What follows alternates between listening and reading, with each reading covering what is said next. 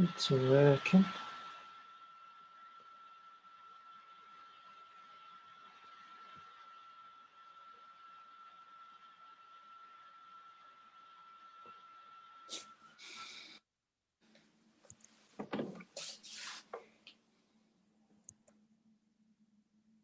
Okay, we're live on Facebook.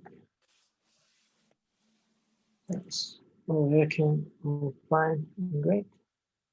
All right. Okay, we'll get started then. So, hopefully others can join us as well. Okay, so now, okay, so welcome everyone. Whoever's watching on Facebook, and we've also got a couple of people in Zoom as well. So today is the first of many conversations that we're going to be having and hosting through Friday Night Light.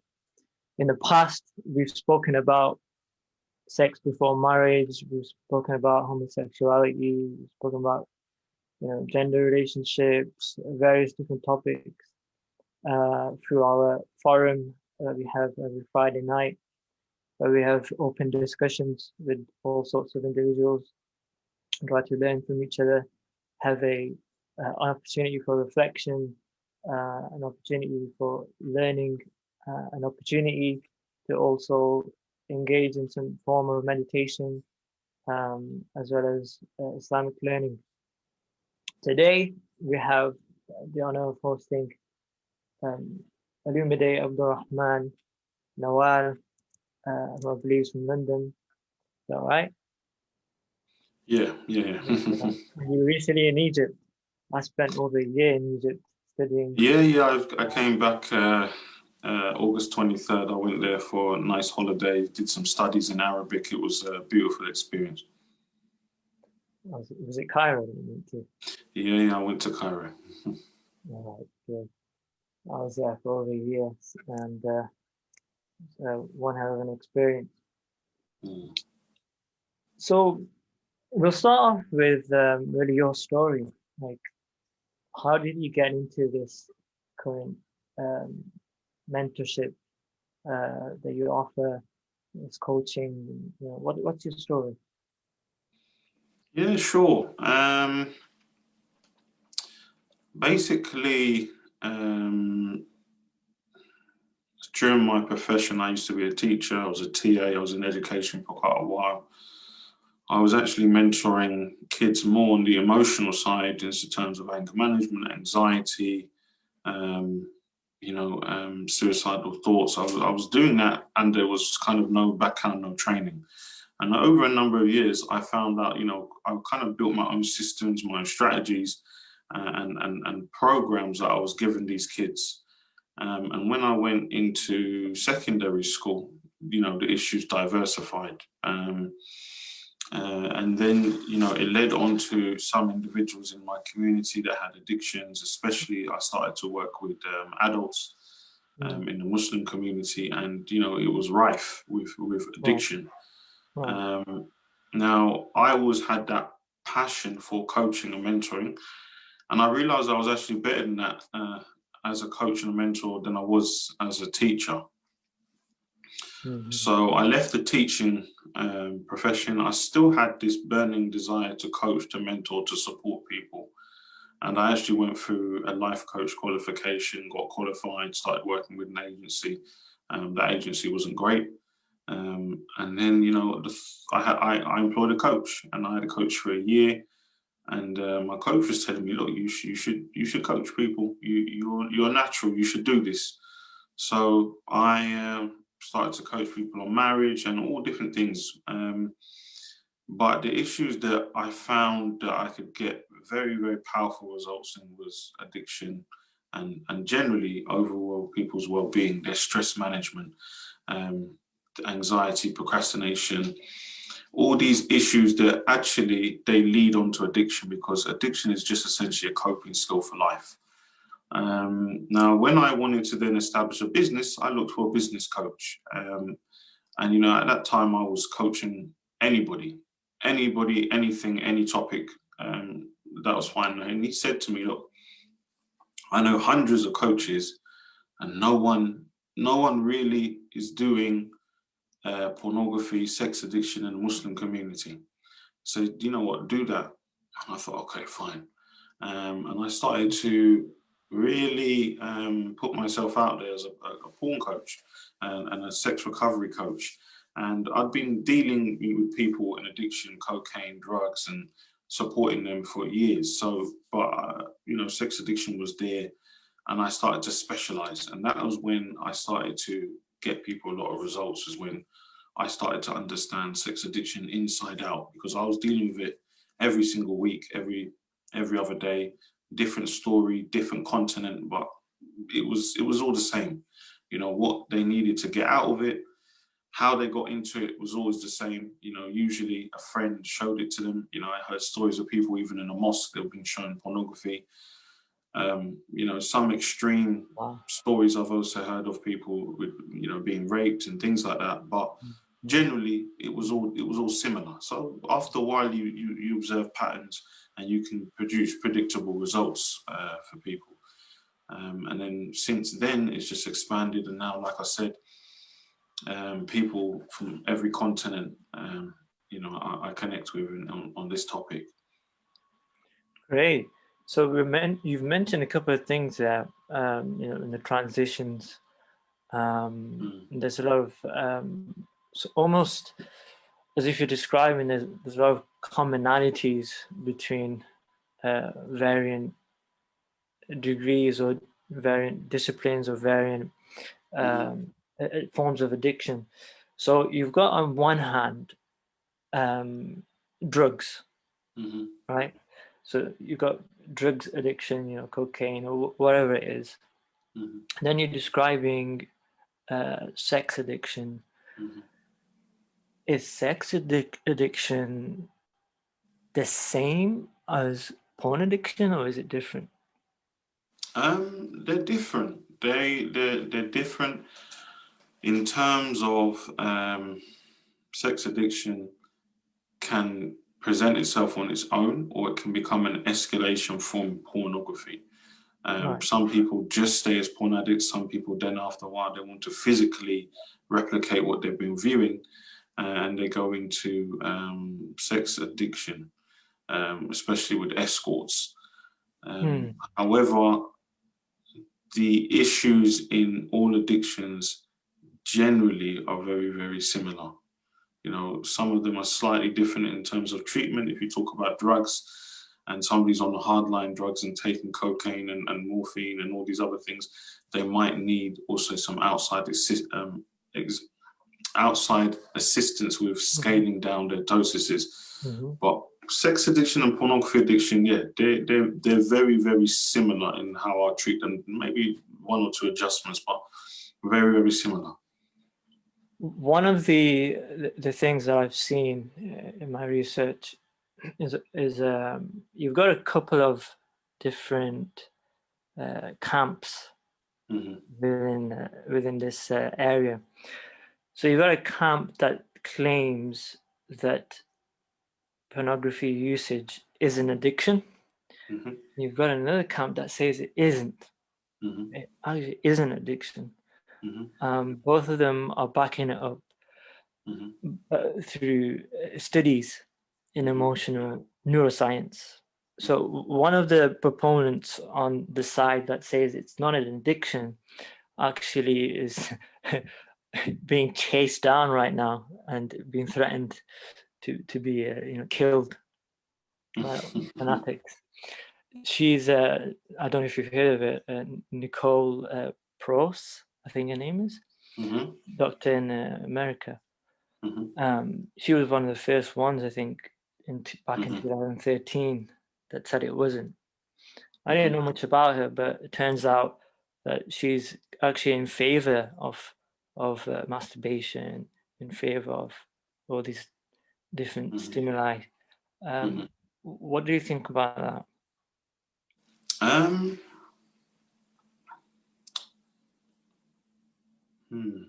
Because their argument is that the evidence is actually weak. There's a difference between science and there's a difference between studies. mhm. You know, I would, science is something that can yeah. be replicated. Mhm. You know, and she used the same testing methods that were used with drugs, Mhm. with pornography. Mhm. And the results weren't the same. Okay. I'm not aware of her studies, and I don't know on what scale she actually tested people to say it was representative of large enough sample size to say that, yeah, this is proof that pornography addiction is not an addiction. The individuals that I've come across, ranging from 1 hour a day to 12 hours a day, and the impact that it has on their life, Mm. I would say without a shadow of a doubt it's addiction. I've met people suicidal, depression, people that have gone on to become rapists, people that have severe erectile dysfunction, back pain, tremors, all kinds of physical and psychological problems, which all related from pornography. That one is undeniable. Right. Moreover, it's a 73 billion people watched it just in Australia in 1 year. Mm. Now, if someone is spending 6-7 hours on any activity, Yeah. it's going to cause a disruption to their life, let alone when I've met individuals that have got 12 hours a day. Now, some studies have shown that the parts of the brain actually, they light up in exactly the same way when they're shown a pornographic image, as if someone who was taking cocaine and heroin, those areas of the brain are activated. So I'm definitely one to say that pornography is an addiction, because the impact that it's had on the individual and the society, it mimics other addictions such as drugs. It mimics them, and in fact far surpasses them. So 56% of marriages are destroyed because of pornography. Mm. So all of the impact shows that this is an addiction. And if you were to ask people who are addicts themselves, I don't know where she got this information from. I can't comment on that, but the addicts that I'm... The neuroscientist and psychologist, she's she's in the field. She's doing that. But it is odd. It's very odd. It's but there's also I know that there is other people that say all these activities are perfectly healthy. The individuals that I deal with on a weekly basis who are on their knees and they've lost everything, I think the main thing is that they've recognized they've got an addiction and they need help. Now, an addiction is defined as any behavior or substance one uses that causes, severe, that you can't stop, and causes severe harm to yourself and individuals. Pornography addiction has all those elements. Yep. So for me, those are the people that I deal with. Some people may say they've got a bad habit, but I've never seen people who start pornography who don't eventually come and say they need help, who don't say that my life is upside down, I've got depression, I've got suicidal thoughts, I've lost my job, I've lost my marriage. It's actually a pandemic. So it's fine. It's not. I think if she come and spent a week with me, she might change her opinion. Well, I don't think she's going to be doing that. Okay, so you mentioned habit. I think that's a really important word. And one could potentially view all of this as a psychological habit. A form of escapism. You may have low esteem, depression, loneliness, guilt. What do you think is driving this? What have you seen as kind of a common denominator between the people that you're helping? Common denominator. You have some people that have traumas, they've been abused, for example, and it is an escape mechanism from that pain. You have people that are seeking needs such as connection, certainty that they're going to be rewarded, want the pleasure feeling. And then you have some people who just accidentally fell upon this. So some people might present with all three things. They may have a trauma, they may have an emotional need that they're getting out of this, or they might have just fallen upon it. But what is common is once they start, it becomes a dependency. That is definitely something that I've seen.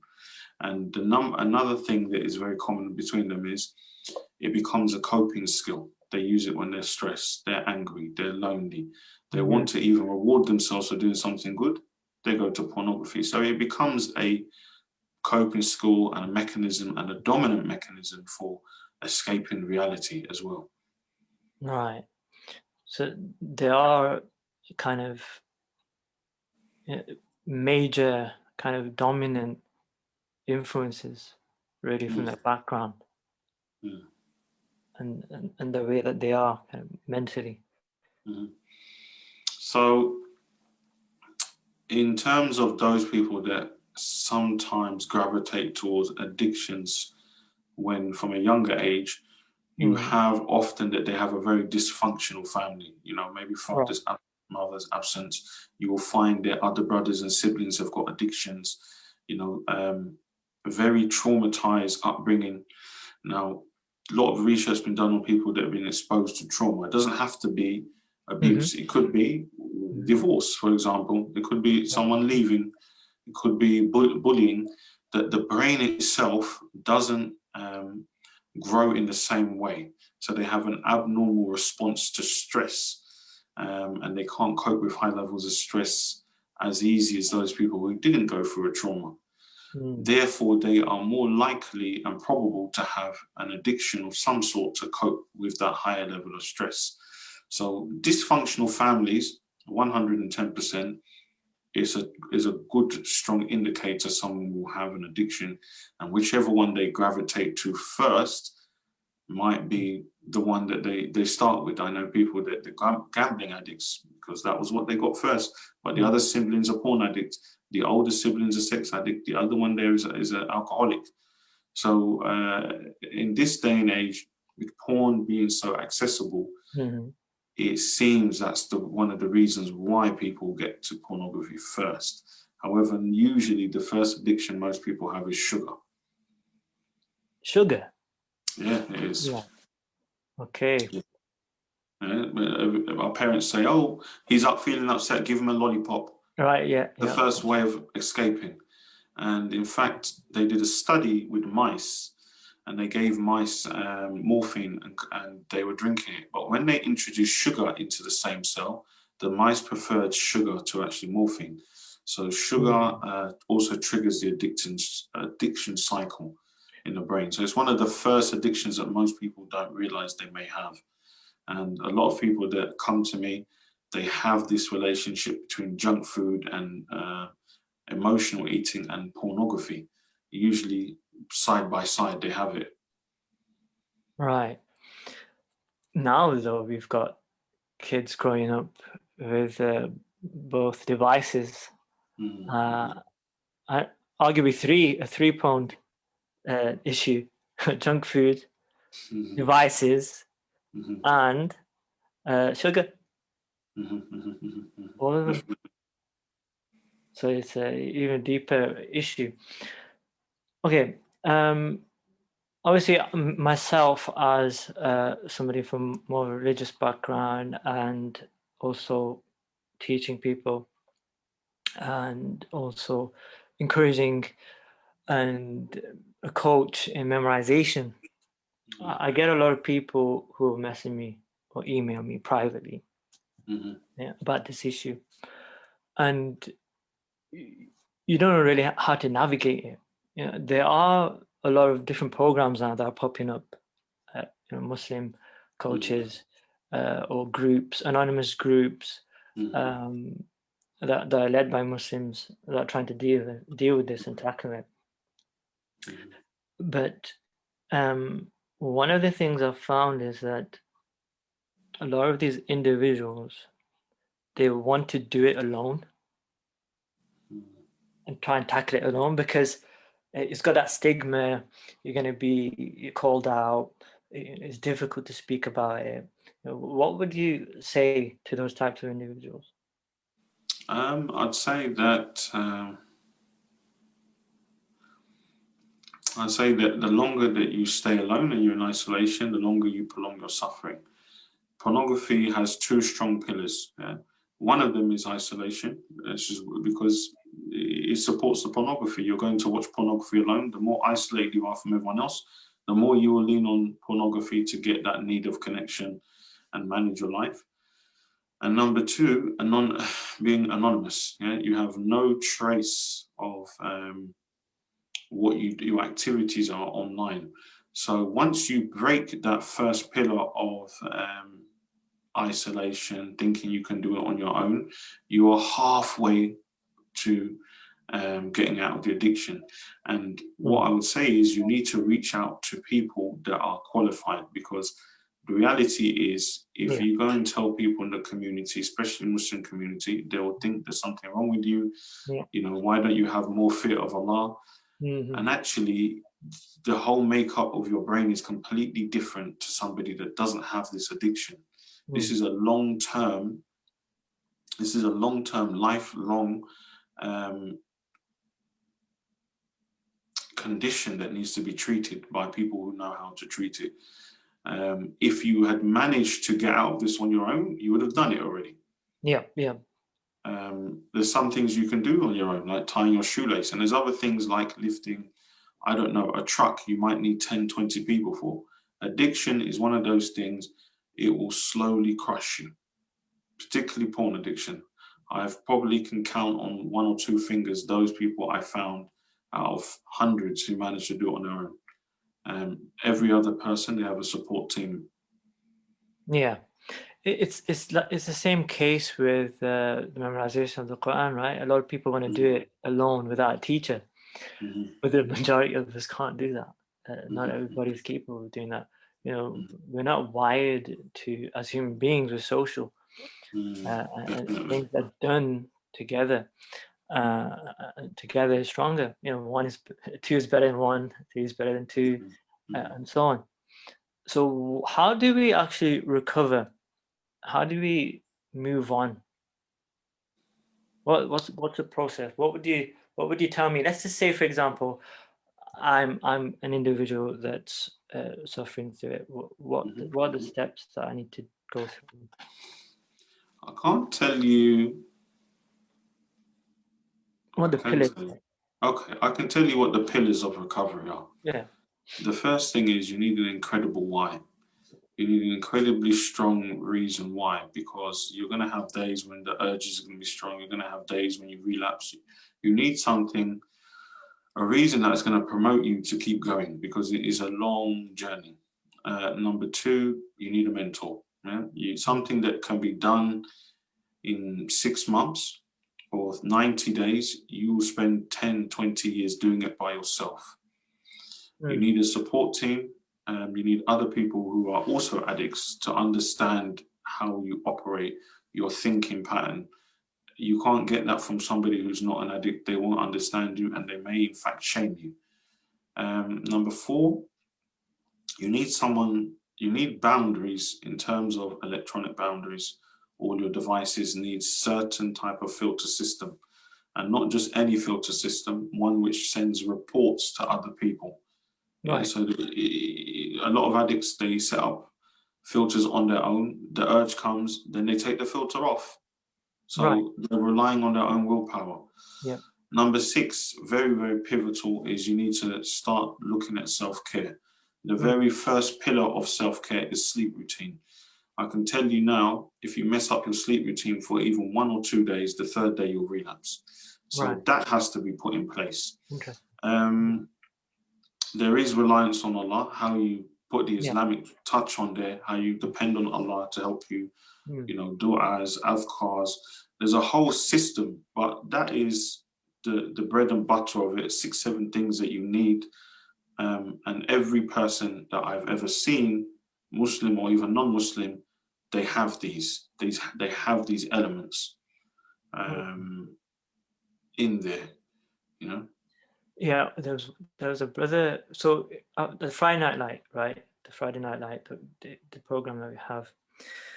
There was once within our discussion, a brother mentioned that he had an individual, I think it was at work, Mm-hmm. who had an addiction. I believe it may have been porn addiction. I can't really remember for sure, but he'd gone to everyone for support, but was hearing the same type of things, do this, do that. Yeah, just like verbal kind of pat on his back, everything will be all right, do this. And he ends up actually going to one of the anonymous groups, Mm-hmm. and that's where he found support. Mm. And so I think it's 12 steps system that they Mm-hmm. have. Yeah, So Charles Cup. yeah, and so he described it to me, and it's essentially spiritual. The whole Yeah, yeah, yeah. the whole thing is tasawwuf. The whole thing is tasawwuf. Yeah, yeah. I'm very, very familiar with 12 Step and phenomenal program. Would highly recommend it if you don't have access to someone. Um, Only caution I would say about it is the higher power aspect. Sometimes they make the higher power Right. human beings or nature or their sponsor. But apart from that, you will find a lot of Islamic principles in there actually.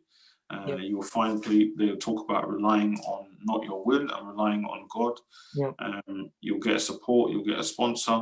The You're talking about a pandemic, 73 billion people in just one country. I don't know how many billions of people globally are addicted to pornography, but it's too much for one individual or one system. So if that is what someone's got access to, I would highly recommend that they go along. Right. What's going on with the gender divide here? Are there more males? Are there a lot of Mm. females reaching out? Like, what's going on No, with that? there's more males. However, I think the statistic is like 1 in 4 females have pornography related issue. But with a woman, there's another barrier in terms of this is a highly immodest Yeah. behavior and action. Now, for a woman to now do this is a double kind of Yeah. shame. The Yeah. family, the community. So for women who are struggling, it's even more difficult. And then on top of that, I have only heard of one, maybe two female coaches, right? So Right. then you're going to have to reach out to a man. That's Right. another barrier, Right. especially from the Muslim community. But there are plenty of them. There are actually plenty of sisters who are struggling, plenty of even non-Muslim women who are struggling with this particular addiction. Um, Yeah, we don't hear about it very often. Like, I've had emails from sisters, mm, and describing actually, mm, the type of material that they're watching, and they don't know mm. why. They don't Yeah, understand why. yeah, yeah. The- A lot of the time, it's heavily emotional reasons. I remember there was a sister that was unmarried, and because she essentially felt rejected. Um, to heal and mask that rejection pain she was feeling, she used to watch this kind of content, Mm. and before you know it, she was in a full-blown addiction. So sometimes it's to do with the individual's self-esteem and their perspective. They don't want to feel that necessarily that pain. They they get involved in this. So men, on the other hand, even I was in the barber shop the other day. Somebody was talking about it with me, and they're Right. saying very, very openly that pornography, everyone watches it. Yep. It's become a norm. There's no shame in it. If you don't watch it, it's almost like, where have you been? Do you live on planet Earth? So Mm. for men to say they've got pornography addiction, it often takes them longer to recognize they've got an addiction until something major happens. So they come forward a lot more, but sisters come forward as well. Right. So I'm just looking at your Facebook Mm, post. Another of the common things that I see is marriage. Just a mm, minute.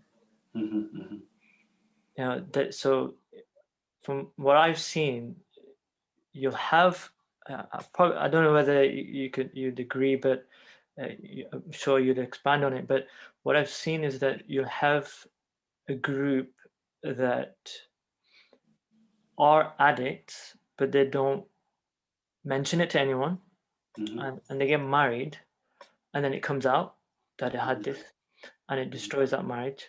And then another group that know they have the addiction, and they use marriage as a means to remove it.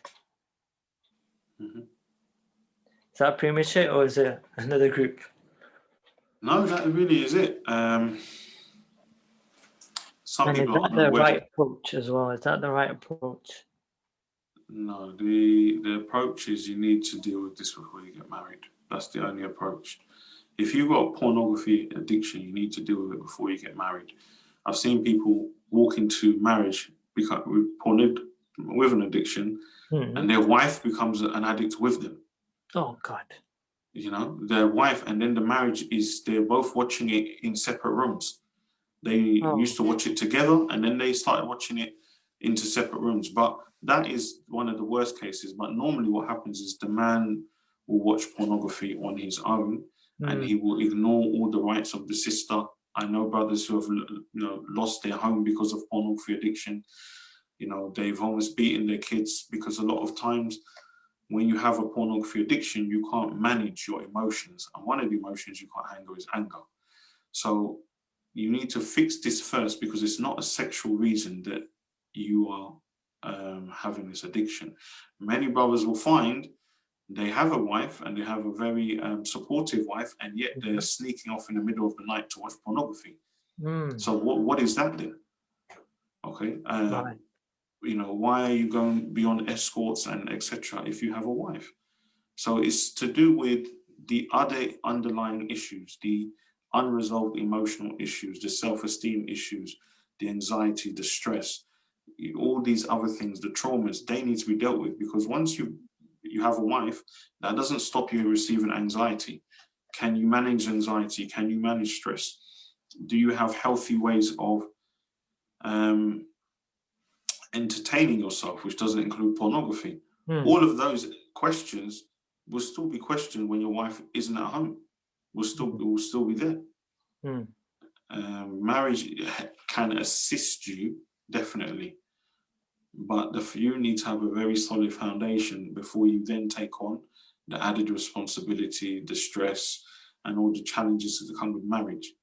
Now, you have a small problem in the marriage. Are you going to turn to pornography? Yeah.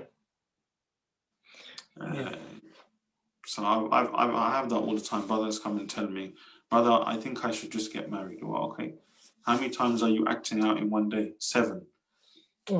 I think you have I think even if you're with your wife, she's not going to be with you 7 times a day. And why are you acting out in the middle of the night? You're having this urge at 2 a.m. in the morning. Why are you having that urge if you've already spent the whole day acting out? Yeah. It's because it's nothing to do with the biological need at all. It's something else that you're masking it with. Right. So really, if anybody's hearing this or is joining us that really has the issue, is not speaking about it, you know, and they mention it to someone, and that certain someone says to them, "Oh, you've got a dirty mind. You're dirty. This and that." It's not that, is it? It's because they've got issues that really they've not dealt with, or they've not even known. In some cases, they don't even know about it. You know, these emotional issues. You know, nothing's wrong with you, right? You know, you're not broken. You just need a hand to you know, rise again, the rise of the fallen.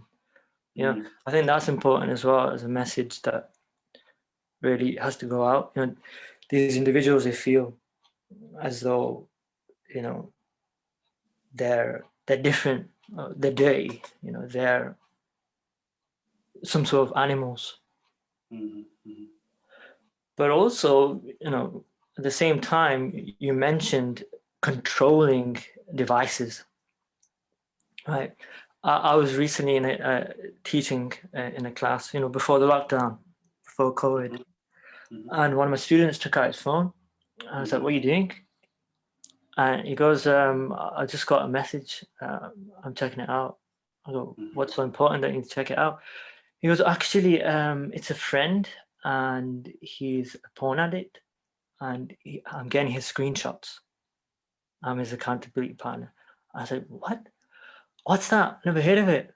It sounds like it's a handy tool." And so he tells me it's called Covenant Eyes.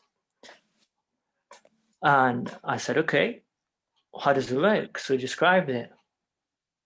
I was like, "Okay, but I'm sure people can get away with it, because if it's random screenshots, then maybe there might be a window of opportunity. They can sneak something in. You know, also control the filter, switch it off, get a device that it isn't installed on, things like that." And then I mentioned, actually, although it's a brilliant idea and it seems to be working, it is Christian based, church based, and they support churches, right? Where's the programs? Where's our programs? Where's our software? So I'm very familiar with that software, phenomenal software. In terms of installing Covenant Eyes, it's the beginning. There's some adjustments you need to make, especially if you use a phone. However, getting around the screenshots, you won't be able to get around it. They take about 60, 70 of them. Right. And any one of them that has certain keywords or images will be in straight away sent to your accountability partner. It is true that it's a Christian company, and Christian people, this is something that affects all races people. Yep.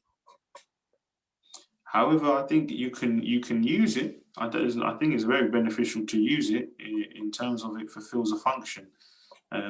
Some of our cars are Japanese, for example, or French, for example. So it fulfills the purpose. What they do with the money, on the other hand, I think that's a separate issue. But it doesn't kind of promote any kind of values. It's just their system. They were the first to devise. They're one of the first to devise this accountability system that's helping lots of people come out of pornography. But yeah, that is exactly what I'm talking about. Right. I know one guy that went 12 months without watching pornography only because his laptop had accountability to his staff body, his head teacher. Excellent. That was the difference. And that's one of the things that you have to do first is every single device needs to have this kind of level of accountability on it. So these things work like net nanny and They work. They work if they're set up correctly. They work. Right. They will work. That's where you guys come in and tell them. Yes, sometimes they need tweaks. Yeah. Sometimes they need adjustments, and ultimately, it won't work on its own because there's some kind of beliefs and emotional work that needs to be done, routines that needs to be built, and constant motivation to stay away from this. Because if you want to watch porn, I know people, they've had all of this, they drive to the shop and they go and buy a new laptop and they watch porn. Wow. You can't stop an individual in this day and age watching porn. Yeah. But you can build a lifestyle and support in such a way that it's drastically reduced. And once they start tasting the benefit of staying away from porn, the memory increases, the brain fog goes, your confidence jumps in levels, you don't have social anxiety, you're more your authentic self, so you can have discussions with people that you never would have had before, especially those close family members. Your energy levels triple. You feel stronger.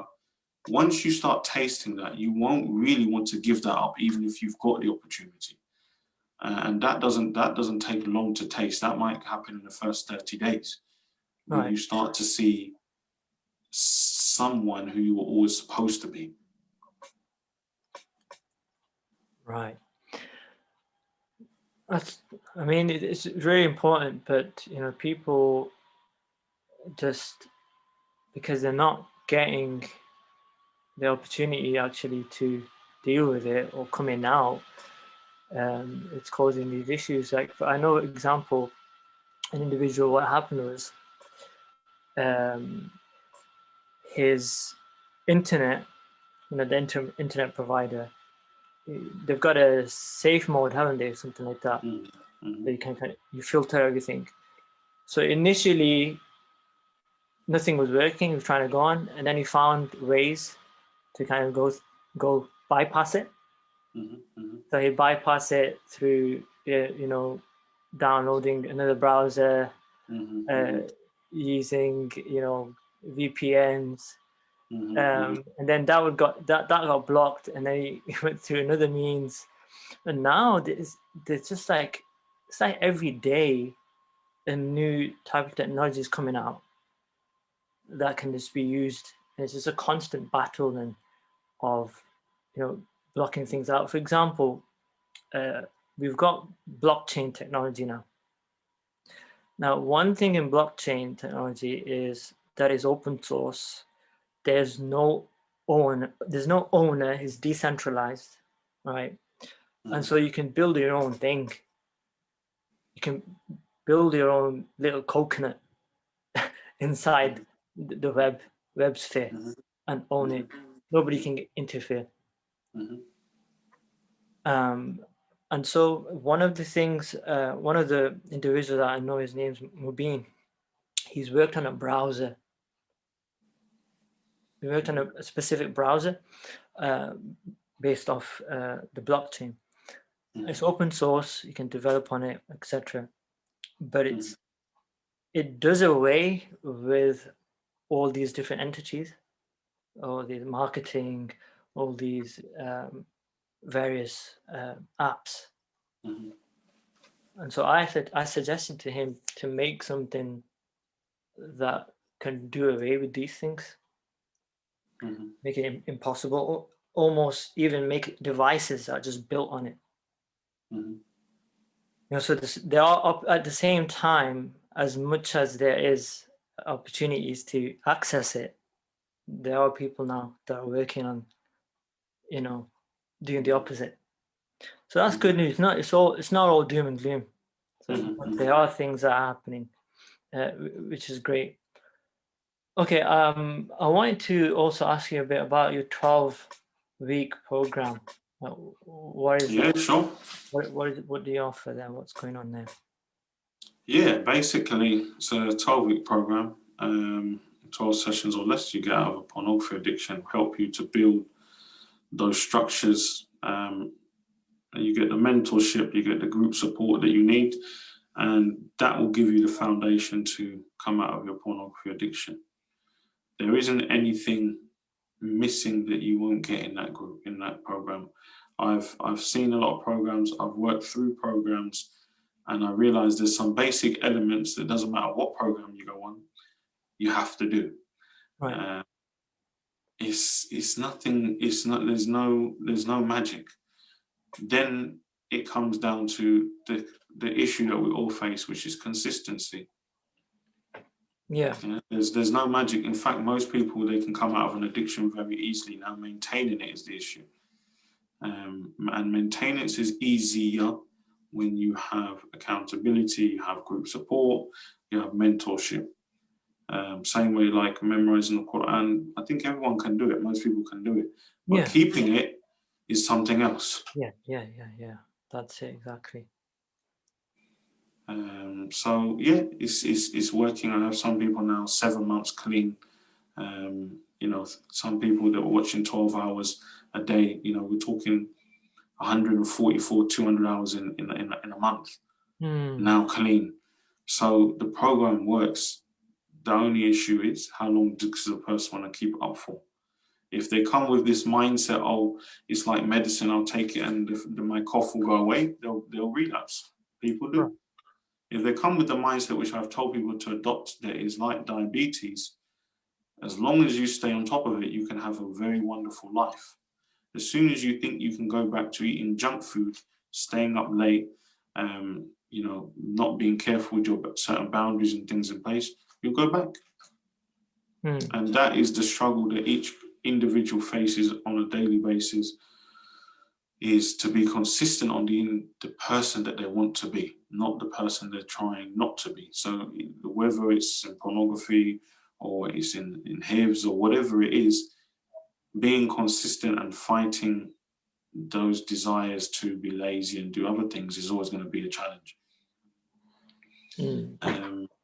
But yeah, that program, alhamdulillah, by Allah's grace, is very successful. We'll come back to talking a bit more about that and how people can access it and get in touch with you towards the end. I just want to touch on social media. Social media seems to be something that kind of is a major obstacle, but also an entry point for young people now. You know, through adverts, through random stuff that are popping up, because the industry want you to get addicted. The industry needs you to go onto it. They're making money off you. At the end of the day, that's what they're doing. And it's best to get you when you're young. Yeah, lifelong customer. That's even better. So what do parents do? Because the parents are already concerned, and every adult has a concern, but for the children, like, is it as simple as just not giving them a device, not giving them access to internet? Because ultimately they're going to find a way to do that. I think parents, it's as simple as you have to accept reality. We don't live in the Stone Age. In fact, technology is part and parcel of our life now. Even in your professional life, you might have to be in a WhatsApp group. So the point is, you have to have these discussions, and these discussions about pornography have to come, I'd say, from about 7 years old, because I've found people as young as 6 have been watching porn, cartoon porn. So parents, that discussion needs to be had from an Islamic context that, this is on the web. Right? And social media, there's boundaries that you have to put on the social media, and you have to make your children aware of exactly what it is. And that frank discussion and that frank relationship where they can come to you and say, you know what, Mum, Dad, I've seen this. Then you can do something. The problem arises when they see things and they can't tell you about it, because it grows in the darkness. And before you know it, your son and daughter's 14, 15, and they've been kidnapped by this. So having those discussions, one of my coaches, he does something in his family where there's a period of time, 7 o'clock, all devices go in the middle of the kitchen and they're locked, or 8 o'clock, no one's taking a device to their bedroom, right? They have that accountability where if their children do have Facebook, their parents are involved in who are their friends, for example. They only allowed a certain amount of time on there. They know what their children are viewing on there, because all the devices are either in the main room, or they've got that software which will relay, okay, your son went on this, for example, he went on that for that amount of time. That has to be, without said, implemented if anyone's serious about they're serious about protecting their children. And there has to be a common point where you've given your children the values, the boundaries, and the principles, and you have to let them execute them, make their mistakes, relearn how to adjust the boundaries, and that has to be there. So that's all we can do, really. If you ban your children from having it, and I've seen that, the kids will just buy mobiles when they're old enough. Or somebody else will give them a tablet, or they'll use it at somebody else's house. And that's a porn addict who will delay his addiction for 4, 5, 6 years. When he's got his own stuff, he'll do his own thing. But if he's grown up in a lifestyle, or she's grown up in an environment where they had those boundaries, where they had those systems, then even if they make mistakes, they'll know, okay, this is how I make the adjustment. Okay, I know the support, mum and dad will support me. I knew about this, I've seen it now, and I realize it's harmful, I need to tell somebody. That's the only approach, really.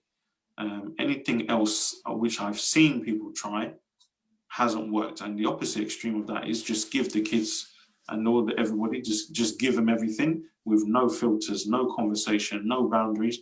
And it's like a ticking time bomb. So I think the middle way is more probably that you're going to have to introduce these things and have those discussions and put those boundaries in systems in your own house. And, Yeah, that's all you can do. Most parents are just simply just giving them devices just to get them get their own freedom. Yeah, it's a calamity as well. Parenting is parenting in the 21st century is another conversation. Yeah. Right. So back to your 12-week program. So how do people access it? Who is it for? How does it work? Okay, so it's really for men. This program is really for men. I am in the process, inshallah, of finding a female that will be suitable to run the program. They can access me, send me a message on Facebook. We can have a conversation, see if someone is suitable. Not every individual is ready, and nor am I suitable for every individual.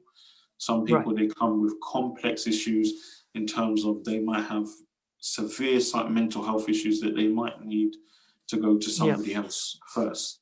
So there's a screening process, but generally if you send me a message on Facebook, we can have that discussion, find out if I can be the right individual. And if not, there is a whole host of programs that I can actually direct you to and individuals in terms of getting that psychological support for you. But well, I work with married men, single men as well. Some people, 40 plus worked with as well. So alhamdulillah, that's what we do. Okay, brilliant. Thanks for your time and joining us. It's a fruitful conversation. And again, anyone that's watching, you can check out his Facebook profile. Pretty much everything's on there. He's posting regularly videos and guidance as well, so you can get in contact with him. And inshallah, we hope to meet again soon. And inshallah. All right then, brother. Okay. Thank you for having me. Assalamu alaikum.